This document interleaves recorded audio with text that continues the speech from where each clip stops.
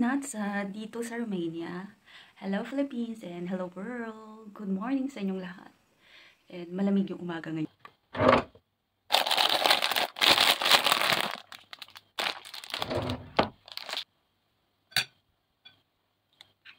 Kaon kita sang pamahaw. Amo pa ni siya yung naiwan kong munggo. And kakainin ko siya for breakfast. At dahil nga wala akong rice, so kakain ako ng bread with this utan. O, diba?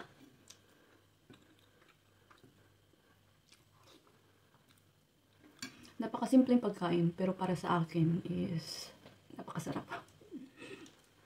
Hindi kasi ako mahilig kumain ng Romanian food. Marunong ako magluto ng Romanian food, pero hindi ako kumakain.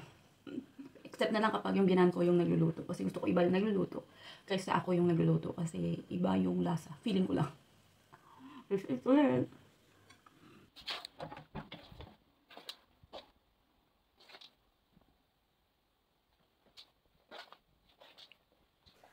Hi mga langga. O diba, I have lots of toys. These toys came from my friend. Kasi yung kanyang alaga is maraming mga toys and malaki na rin yung alaga niya. So, lahat ng mga toys na maliliit is binigay sa akin. O diba? Kuha na ako ngayon store ng mga toys. And yung mga toys na ito is bago pa talaga. And you can put baterya or battery para lang magka-sound yung ganito. Look at this one. This one is very good for the baby because it is letters. Then every time you push this, there's a sound. And another one is this. It's a piano type. And alam nyo ba, kinuha namin ito sa kapital kasi nga doon nag-work yung aking Franny. Then, dumating kami sa bahay mga 1 in the morning. And yung mga kapitbahay namin dito is tulog na sila. Pero umingay ito kasi mostly sa mga laruan na binigay sa amin is may mga baterya or battery. So every time na binubuhat ng aking asawa is nagkahuni-huni siya, nag-sound. So we are laughing and I said, maybe our vecino will be suparat or mangakik siya sa amin kasi nga ang ingay-ingay namin. But we are thankful na hindi naman sila tawag dito, hindi naman sila nagalit, wala naman sila sinabi sa amin kasi dito sa mga kapitbahay namin, they are very mabait. Mga mabait dito yung mga kapitbahay namin. And look at this one. Ito talaga yung pinakamalaki sa mga laruan na binigay ng aking friend. And of course, ito is napakaraming balls. So, diba? Magbibenta na ako ng mga bola ba? Then this one naman is para to sa bowling. This one is for pencil bowling. And super dahil ko na ito pa sa mga ganito. Meron. And ito sa malaki. Ito ko nakita. Sa malaking ganito. Meron din.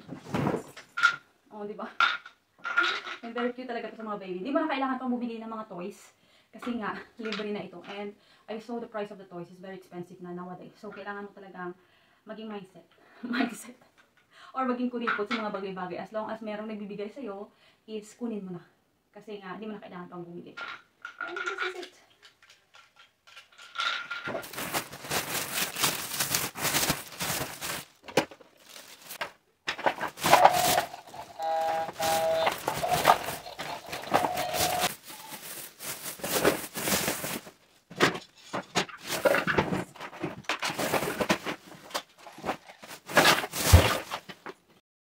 Tapos ko nang ilagay yung mga toys sa supot. So, ilalagay ko na siya dito sa balcony. This is the only place na may space kami. And this is the problem talaga kapag nakatira ka sa apartment kasi wala kang enough space para sa mga anik-anik.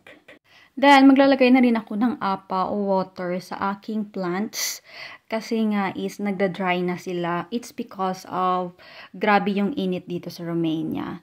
Then, tinulungan na rin ako ng aking asawang magsampay ng aming mga damit. And dito ko na lang nilagay sa loob kasi nga para hindi siya mataihan ng mga pasari or ibon sa labas. Thank you for watching!